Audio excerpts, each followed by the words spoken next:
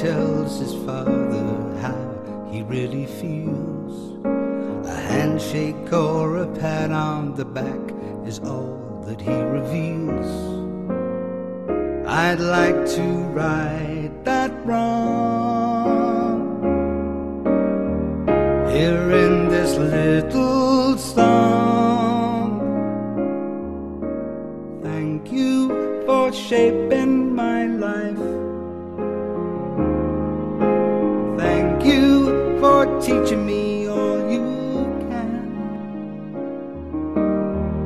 You are no ordinary man.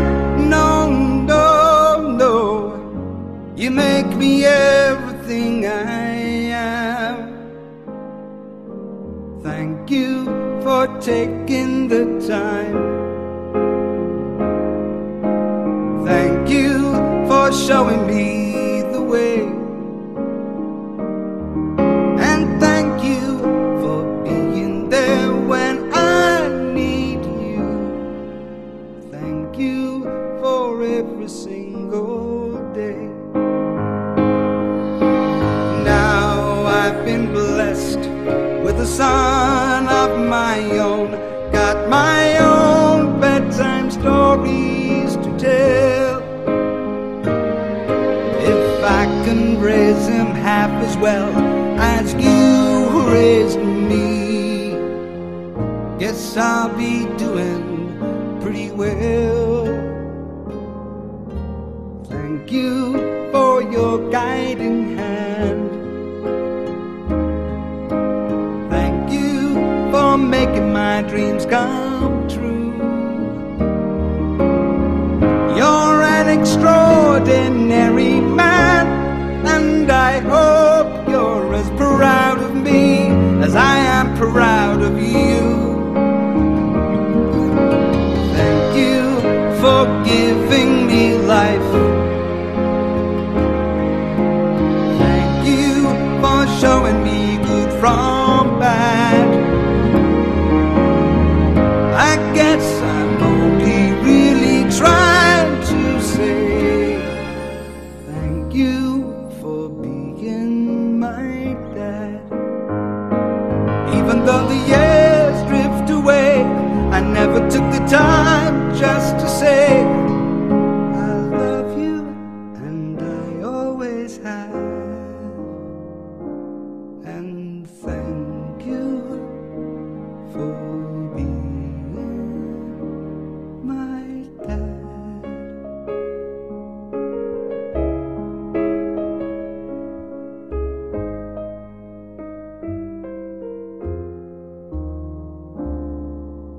Thank you for being my dad.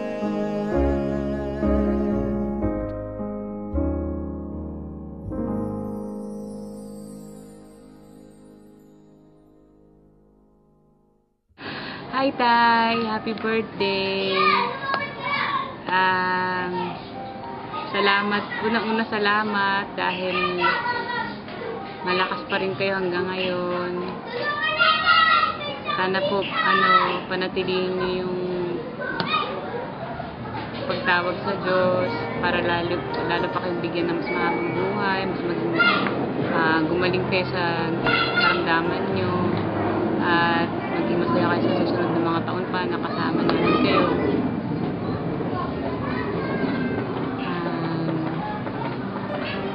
Salamat sa Diyos at binigay kayo ng Diyos sa amin. Hindi man namin kayo gaanong nakakausap ng matagal. Alam po ninyo na lagi namin kayong kasama sa dasal namin. Kahit na malayo kami sa inyo. Laging kayo ang unang-una namin hinihiling sa Diyos na humaba pa ang buhay. Kasama ni nanay, kasama namin, kasama ng mga apo niyo. Sana, mas lagi niyo pakikinggan yung mga sinasabi ng mga kaibigan niyo, kami, para yung mga magagandang aral para sa inyo, para tumagal pa yung buhay ninyo. Salamat dahil inspiration namin kayo sa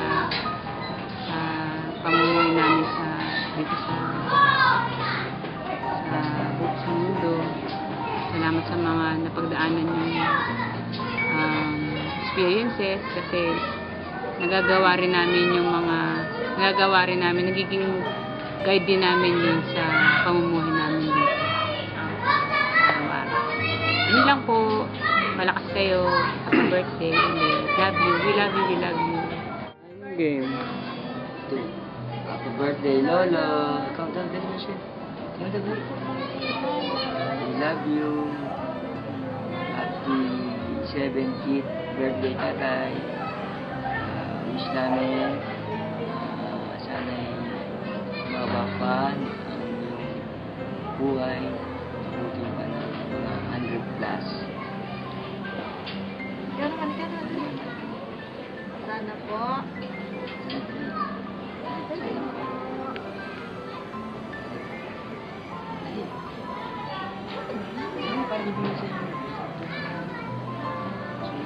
Ano yun? Galingin ka na. Hindi ako si Lolo.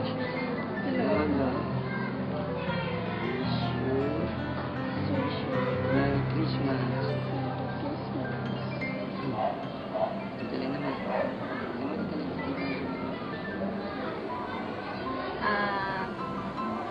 Tay, thank you po sa lahat. Sana po masyado mainit ang ulo para Lalong maba ang buhay. Opo. Mawala ng wrinkles. Lolo, I love you. Okay, thank you. Ano tuturuan mo kay tatay? Okay? Hello, Tay. Happy birthday. Totoo lang, hindi ko alam kung dapat ko sabihin sa inyo eh. Pero isa lang naman ang gusto ko i-wish para sa inyo. Yung lumakas pa kayo lalo, para kahit papano, andyan pa rin kayo, nakikinig sa mga problema ko, sa mga advice, na nabibigyan niyo pa rin ako ng advice. Alam niyo ba yung minsan, ilang beses na akong umiyak sa inyo. Una, yung dahil sa trabaho, kasi parang pakiramdam ko sa sarili ko, parang hindi ko kayang gampanan yung trabaho ko. Kasi parang naiingit ako sa kanila, kasi ang tatalino nila. Ako hindi ko kayang ma-achieve, kumbaga. Pero sa binigay niyong advice sa akin, yun yung parang naging pagpalagay natin, guide ko. Na nalaman ko yung talent ko, alam ko pala kung ano yung meron ako, nawala sila. Kaya at least kahit pa paano ngayon, nag-improve naman. Secondly, yung nagkatampuhan kami ni nanay. Kala niyo yun, naglalaba ako. Tapos, hindi ko alam, nakasunod na pala kayo sa likod ko. Kumbaga parang nararamdaman niyo yung nararamdaman ko. Yan na, umiyak na ako. Pero sana, huwag kayo masyado matigas ang ulo. Sumunod kayo kay nanay lagi. Para medyo haba kayong buhay na. Mas matagal pa namin kayo makakasama, makikita niyo mga kapatid. Na lumaki, na magkaasawa, magkaapo kayo sa tuhod. Yun lang. Sana mas malakas pa kayo, lalo ni nanay. Sa ngayon. Thank you. Happy birthday.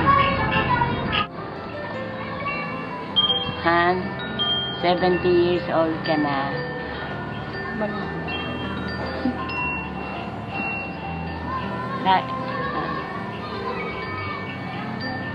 Sana madoble pa yung edad mo para higit pa kitang mapagtulungan. Pati ang iyong mga anak.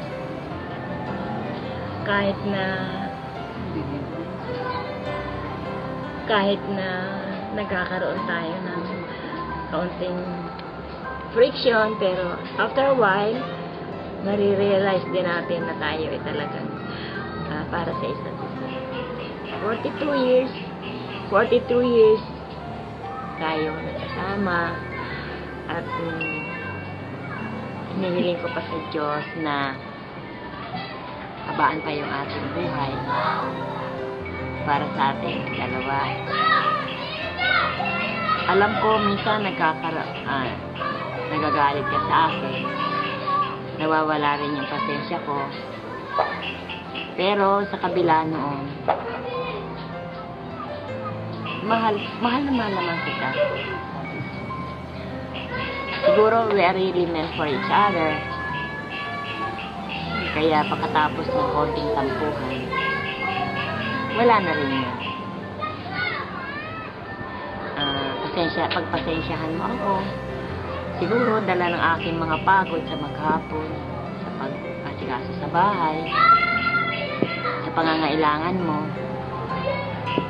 Minsan nakakasagot ako sa iyo pag may ipinag-uutos ka. Okay lang yun sa akin, basta nandyan ka lang. Okay lang sa akin yun na nakikita kita sa lahat ng sandali dyan.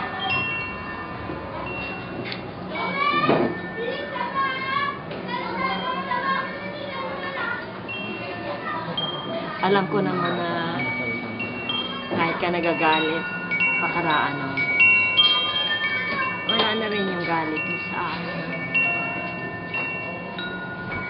Kaya, okay lang lahat. Nakaraos tayo. Malalaki na yung mga anak natin. May mga apo na rin tayo. At ang maramihan dahil sa iyo, marami akong natutuhan. Unang-una, hindi yung pagiging mapagpasensya. Ano yung pinagpapasalamat ko na sa loob ng maraming taon, hindi ka nagkaroon ng pagkakataon na tumingin sa iba o nanligaw sa iba. Siguro talagang ako lang ang babae para sa iyo. At yun ang pinagpapasalamat ko. Hindi mo ko binigyan ng mga problema na hindi ko kaya. Maraming salamat. Sa iyo walang hanggang pagmamahal. Walang katapusang pagmamahal sa akin at sa iyo mga anak. Maraming salamat sa lahat ng bagay na pinagkaroon.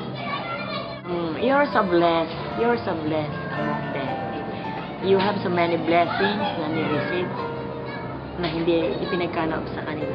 Siguro, sa hirap na dinanas mo, binigyan niya lahat sa iyo. Kaya yung gusto. Kaya, pinagpapasalamat ko sa Diyos na tayo sa kabila ng ating mga pagkukulang. Minsan, nasusob din natin. Kasi madali kang magpatawad.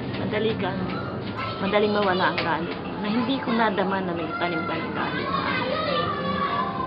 After a while, wala na yung galit mo sa akin.